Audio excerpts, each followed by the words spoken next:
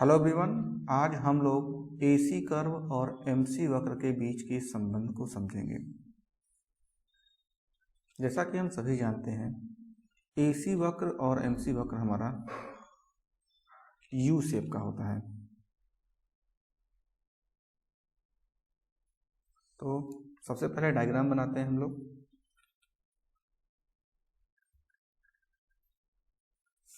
Y axis पे हमने cost को दिखाया हुआ है और एक्स एक्सिस पे उत्पादन को।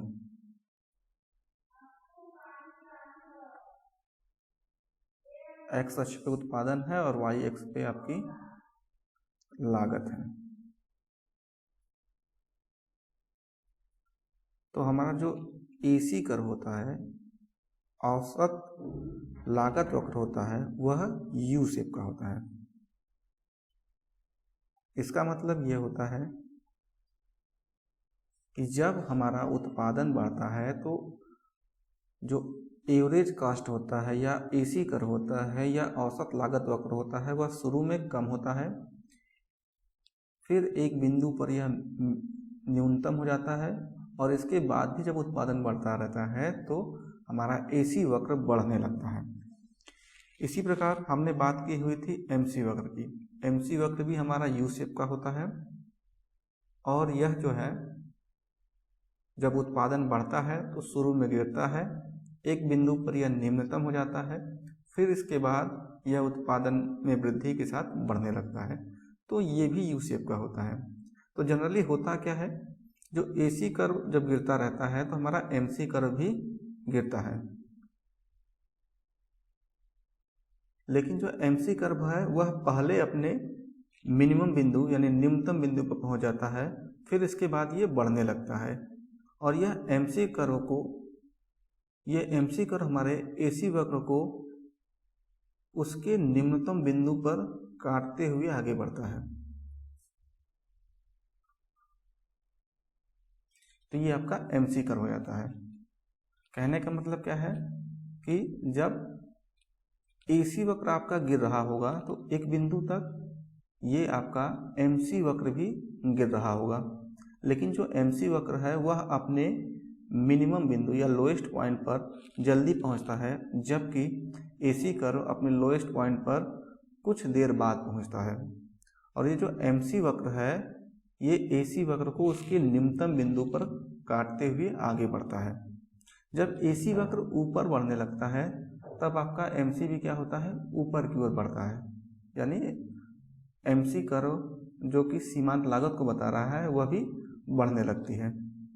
तो यहाँ पे जनरल सा एक आपने देखा कि जब एसी कर्व गिर रहा है तो एमसी भी क्या हो रहा है, गिर रहा है, लेकिन जो एमसी कर्व है वह एसी की तुलना में बहुत ज़्यादा तेज़ी से गिरता है। जैसे हम लोग एक बल्लेबाज की बात करें, एक बल्लेबाज जो प्रत्येक मैच में रन बना रहा है उसको हम मान लेते हैं कि वह उसका एमसी है, और बल्लेबाज का जो एवरेज है वो क्या है, एसी है।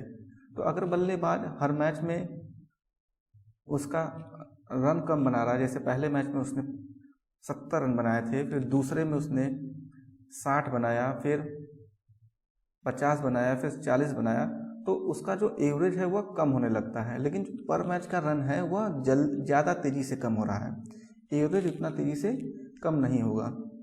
तो जो एमसी कर्व है वह निम्नतम बिंदु पर पहले आ जाता है और एवरेज जो है उसका एवरेज कास्ट कर्व है वो न्यूनतम बिंदु पर बाद में आता है। और जब एसी कर्व बढ़ने लगता है तो एमसी कर्व भी आपका बढ़ने लगता है, लेकिन एसी की अपेक्षा तेजी से बढ़ता है। तो ये आपका एमसी और एसी के बीच में संबंध होता है। दोनों का शेप यू शेप की तरह है। एमसी कर्व हमारा एसी कर्व को उसके निम्नतम बिंदु से काटते हुए आगे बढ़ता है। अब इसी चीज़ को हम लोग थोड़ा सा मैथमेटिकली भी देखेंगे, इन दोनों के बीच का संबंध कैसा होता है। तो अगर हम बात करें औसत लागत को, मान लेते हैं औसत लागत हमारी क्या है, ए है। सीमांत लागत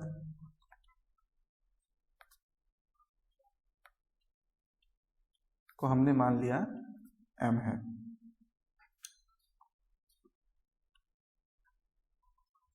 कुल लागत को हमने मान लिया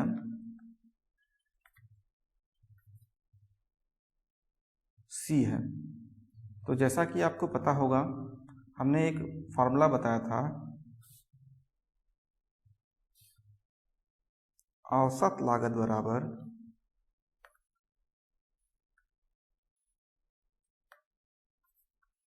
कुल लागत को हमने C माना हुआ है बटा कुल उत्पादन या Q। Q क्या है आपका? कुल उत्पादन है। तो ये आपका क्या हो गया? औसत लागत A बराबर C बाई Q। तो यहाँ से हमें कि जो C बराबर मिल जाता है AQ मिलता है। C बराबर क्या हो गया? AQ, यानी कुल लागत, एक यूनिट की लागत और उत्पादन के स्तर की मल्टीप्लाई करने पे हमें कुल लागत मिल जाता है। जैसे एक वस्तु के उत्पादन की लागत 5 रुपए है, एक वस्तु के उत्पादन की लागत, तो ये आपकी क्या कहलाती है? AC कहलाती है। और आपने 10 वस्तुओं का उत्पादन किया, यानी Q जो है आपका क्या है? 10 है। तो कुल लागत क्या हो जाएगी? 5 गुणे 10। कुल लागत आपकी हो जाएगी 5 गुणे 10 यानी 50। तो यही है यहाँ पे कुल लागत बराबर औसत लागत गुणे कुल उत्पादन। अब एक चीज आपको पता है, MC बराबर क्या होता है? MC बराबर आपका होता है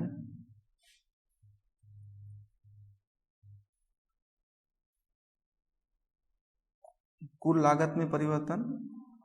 MC लागत जो है आपके कुल लागत वक्र की ढाल होता है। तो ये आपका कुल लागत वक्र है, इसकी ढाल को निकालने के लिए हम क्या करते हैं?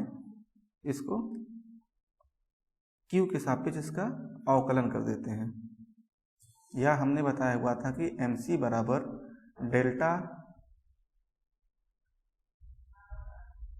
TC upon delta Q।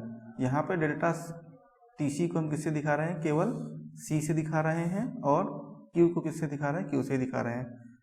और इस डेल्टा की जगह पे हमने क्या कर दिया है? D कर दिया है। तो अगर आपको थोड़ा सा गणित का अवकलन आता होगा तो ये बहुत आसानी से आप समझ सकते हैं। फिर आगे क्या हो जाएगा आपका? MC बराबर D, C की जगह पे हम क्या रख देंगे? AQ, और इसको हम लोग Q के रेस्पेक्ट में डिफरेंशिएट कर देंगे। जब हम इसे Q के रेस्पेक्ट में डिफरेंशिएट करेंगे तो एक बार A बाहर आ जाएगा, Q का डिफरेंशिएशन होगा, फिर बीच में प्लस, फिर Q बाहर आएगा, फिर A का डिफरेंशिएशन हो जाएगा Q के रेस्पेक्ट में, Q का अवकलन हो जाएगा। तो ये क्या हो जाता है आपका? 1 हो जाता है। ये वाला आपका 1 हो जाएगा, और ये आपका हो जाएगा DA बाई DQ। और ये जो DA बाई DQ है, ये क्या है? आपका AC वक्र की ढाल है। इसको क्या बोलते हैं? AC वक्र की ढाल, स्लोप ऑफ AC कर्व। तो जो MC कर्व है आपका, वह क्या डिपेंड कर रहा है? वह इस A पर डिपेंड कर रहा है, औसत लागत पर डिपेंड कर रहा है, और उसकी ढाल पर डिपेंड कर रहा है। अब यहां से हमारे पास 3 केस मिलते हैं।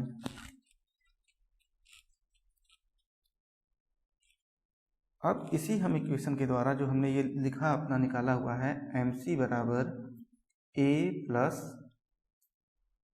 Q DA बाई DQ, इसी के माध्यम से हम लोग इस AC और MC का रिलेशन समझेंगे, संबंध समझेंगे। तो पहला क्या हो सकता है? ये जो AC वक्र है, ये AC वक्र की ढाल है, इसकी ढाल क्या हो सकती है? ऋणात्मक हो सकती है। केस 1 में क्या होगा? AC वक्र की ढाल ऋणात्मक।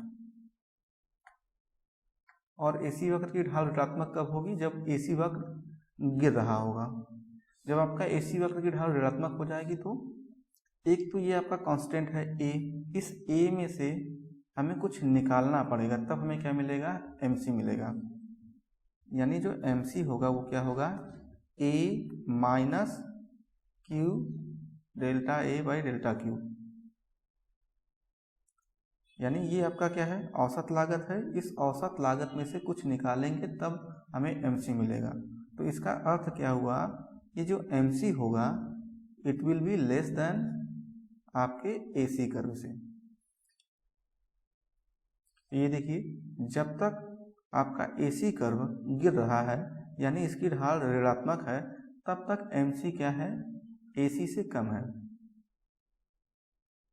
ये MC कर्व आपका AC कर्व से कम है। कब तक? जब तक कि AC की ढाल ऋणात्मक है। अब केस 2। केस 2 में जो है हम ये देखेंगे कि AC वक्र की ढाल क्या हो जाए? AC वक्र की ढाल शून्य हो जाए। AC वक्र की ढाल क्या हो गई? 0 हो गई। तो AC वक्र की ढाल इस बिंदु पर शून्य है। इस पॉइंट पर AC वक्र की ढाल शून्य है। तो इसी इक्वेशन में जो हमारा मेन इक्वेशन आया हुआ था, इस इक्वेशन में अब हम इस ढाल की जगह क्या रख देंगे? 0 रख देंगे। तो हमें मिलेगा MC बराबर A प्लस Q इंटू 0। यानी ये जो ढाल थी इसकी जगह पे हमने क्या कर दिया? शून्य मान दिया। तो जब ये शून्य हो जाएगा तो ये वाला पूरा 0 हो जाएगा। तो MC बराबर क्या हो जाएगा? इस A के बराबर। और ये A क्या है? हमारा औसत लागत या AC है। यानी जब हमारा एवरेज कास्ट मिनिमम पे है यानी उसकी ढाल शून्य है, तब हमारा MC और AC बराबर है। यानी MC कर्व हमारे AC कर्व को काट रहा है। अब आता है केस नंबर 3। केस नंबर 3 में क्या होगा? जब AC वक्र की ढाल धनात्मक हो जाएगी।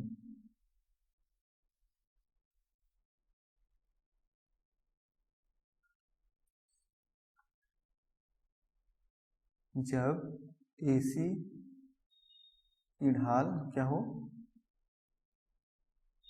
धनात्मक हो। और AC की ढाल ये है, क्या हो जाएगा ये इक्वेशन आपका? MC बराबर A प्लस, धनात्मक है तो धनात्मक का चिन्ह पहले से ही है। यानी औसत लागत वक्र में अगर हम कुछ जोड़ेंगे तभी हमें क्या मिलेगा? MC मिलेगा। यानी इस केस में जो MC होगा यह क्या होगा? AC से ज्यादा होगा।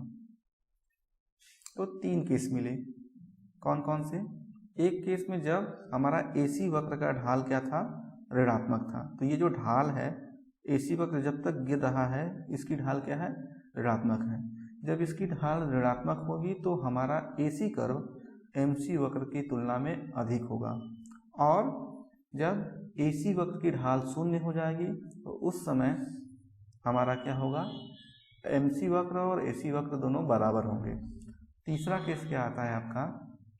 AC और जब AC की ढाल धनात्मक होगी तो यह आपका MC वक्र जो है वह AC की अपेक्षा बड़ा होगा। तो सिंपल सा एक बार फिर समझ लीजिए कि जब तक AC वक्र गिर रहा होगा तो MC वक्र भी गिर रहा होगा। लेकिन जो MC वक्र है अपने निम्नतम बिंदु पर पहले पहुंच जाता है, फिर आपका AC वक्र निम्नतम बिंदु पर बाद में पहुंचता है। और ये जो MC वक्र है यह AC वक्र को उसके निम्नतम बिंदु पर काटते हुए आगे बढ़ता है। तो जिन लोगों को ये मैथ में समझ में आएगा समझ लीजिए, नहीं तो ऐसे ही आपको करना होगा।